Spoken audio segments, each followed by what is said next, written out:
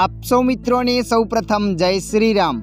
મિત્રો, આજના આ વિડીયોમાં આપણે જાણીશું ધાનેરા મર્કેન્ટાઇલ બેંકમાં પૈસા જમા કરવાની સ્લીપ કઈ રીતના ભરવી। તો ચાલો આપણે વિડીયો પર આગળ વધીએ। સૌપ્રથમ મિત્રો, તમારે બેંકમાં જઈને આવી એક સ્લીપ લઈ લેવાની છે। સ્લીપને લીધા પછી સૌપ્રથમ અહીંયા લખેલ છે શાખા। તો મિત્રો, જ્યાં પણ શાખા આવેલી હોય એ શાખાનું નામ તમારે અહીંયા લખી દેવાનું છે। તો આપણે અહીંયા થરાદ લખી નાખ્યું। એના પછી નીચે લખેલ છે તારીખ। જે પણ દિવસે તમે બેંકમાં પૈસા જમા કરાવવા ગયા છો એ દિવસની તારીખ તમારે અહીંયા લખી લેવાની છે। તારીખને લખ્યા પછી તમે જોઈ શકો છો મિત્રો, નીચે 4 ઓપ્શન બતાવે છે: કરંટ, સેવિંગ, લોન અને અન્ય। એટલે કે તમારું ખાતું કયું છે અને ક્યાં પૈસા જમા કરાવવા માંગો છો। જો તમે કોઈ લોનના પૈસા જમા કરાવવા હોય તો લોન પર રાઈટ કરવાનું છે, અને જુઓ મિત્રો તમારું સેવિંગ ખાતું હોય તો એ સેવિંગ ખાતા પર રાઈટ કરી લેવાનું છે। સેવિંગ ખાતા પર રાઈટ કર્યા પછી નીચે લખેલ છે ખાતા નંબર। તો મિત્રો, જે પણ તમારો ખાતા નંબર હોય એ પાસબુકમાં જોઈને અહીંયા ખાતા નંબર લખી લેવાનો છે। ખાતા નંબર લખ્યા પછી નીચે લખેલા નામ। તો મિત્રો, જે પણ તમારું નામ હોય એ નામ તમારે ત્યાં લખી લેવાનું છે। નામ લખ્યા નીચે ખાનું બતાવશે, અહીંયા તમારે પૈસા લખવાના છે જે પણ હોય એ। તો આપણે લખી દઈએ છીએ 5000 રૂપિયા। નીચે લખેલ છે કુલ। કુલમાં પણ આપણે 5000 રૂપિયા લખી દઈએ છીએ। એના પછી નીચે લખેલ છે શબ્દોમાં કુલ રૂપિયા। એટલે જે પણ પૈસા તમે જમા કરવા ગયા છો એ પૈસા તમારે અહીંયા શબ્દોમાં લખવાના છે। આપણે અહીંયા લખી દઈએ છીએ 5000 રૂપિયા પૂરા। આટલું કર્યા પછી આગળનો ભાગ તૈયાર થઈ જશે।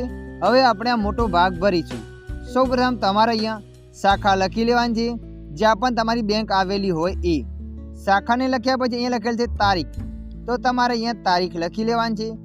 તારીખને લખ્યા નીચે લખેલ છે સેવિંગ। તો તમારે સેવિંગમાં રાઈટ કરી લેવાની છે, અને જો તમે લોનમાં જમા કરાવો તો લોન પર રાઈટ કરવાની છે। જ્યાં પણ જમા કરવાના હોય એના પર રાઈટ કરવાની છે। એના પછી બાજુમાં લખેલ છે ખાતા નંબર। તો અહીંયા તમારે ખાતા નંબર લખી લેવાની છે। ખાતા નંબર લખ્યા પછી તમે જોઈ શકો ખાનું બતાવે છે મિત્રો। આ ખાનામાં તમારે કંઈ પણ કરવાની જરૂર નથી। એના ઉપર લખેલ છે નામ। જે પણ તમારું નામ હોય એ નામ તમારે અહીંયા લખી લેવાનું છે। નામ લખ્યા પછી બાજુમાં ખાનું બતાવશે નોટોની વિગતો। તો મિત્રો, જે પણ નોટો હોય એ નોટો તમારે અહીંયા લખવાની છે। દાખલા તરીકે હું 5000 રૂપિયા જમા કરવા ગયો હતો, મારી પાસે 500ની નોટો 10 હતી, તો અહીંયા મેં 10 કરી નાખ્યું। નીચે કુલમાં આપણે 10 કરી લીધું, એટલે કે 5000 રૂપિયા થઈ જશે। ત્યારબાદ અહીંયા લખે છે શબ્દોમાં રકમ। તો મિત્રો, જે પણ પૈસા જમા કરવા ગયા છો એ પૈસા તમારે અહીંયા શબ્દોમાં લખવાના છે। શબ્દોમાં પૈસા લખ્યા પછી નીચે લખેલ છે પાન કાર્ડ નંબર અને મોબાઈલ નંબર। જુઓ મિત્રો, 5000થી વધારે રકમ જમા કરવા ગયા છો તો તમારે અહીંયા પાન કાર્ડ નંબર અને મોબાઈલ નંબર લખી લેવાનો છે। એ બંને લખ્યા પછી અહીંયા લખેલ છે જમા કરનારની સહી। તો મિત્રો, અહીંયા તમારી એક સાઇન કરી લેવાની છે। આટલું કર્યા પછી પૈસા અને સ્લીપ ત્યાં કેશિયરમાં જમા કરાવવાની છે।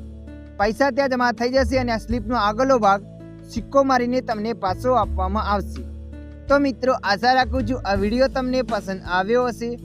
વિડીયોની અંદર થોડુંક કંઈક જાણવા મળ્યું હોય તો વિડીયોને લાઈક કરી દેજો, અને આવા માહિતીવાળા વિડીયો જોવા માટે અમારી ચેનલને સબસ્ક્રાઈબ કરી લેજો।